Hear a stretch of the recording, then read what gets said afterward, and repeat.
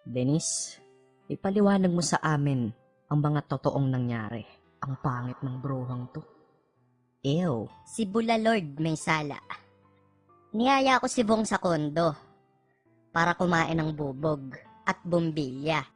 Pero itong gagong to, gusto kainin blade. So ang sinasabi mo, si Bulalord kasama sa panggugulpe, tama ba?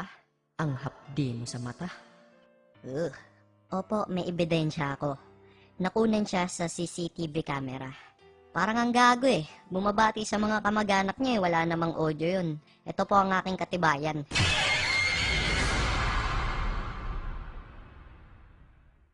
Nakita niyo naman po, di ba? Hunghang na lang ang magsasabi na edited yan. We, talaga lang ah. Baka naman ninanapolis mo lang kami.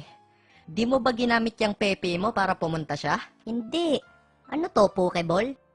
Kaya nung uminit yung ulo niya, ayun, si Bong ang napagdiskitahan niya. Kaya ako po, inosente at virgin. Joke! Ayan po mga kapuso, ang nakuha namin pahayag mula kay Cornejo. At ngayon naman, kukunin natin ang pahayag ni Bulalord.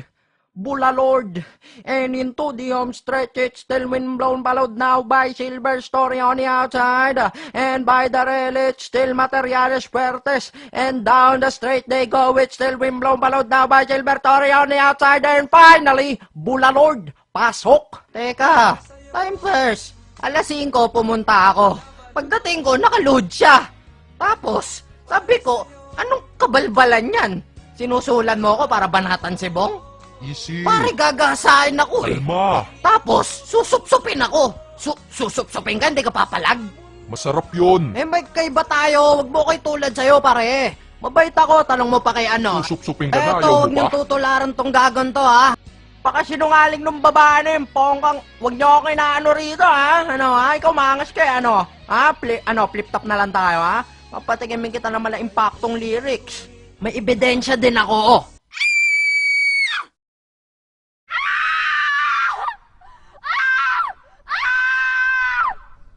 Bulalord, kung may problema ka sa akin, text mo lang ako sa Dennis Hotline. 0916-8488-9608. Punta ka lang dito sa kondo at magdala ka ng foods.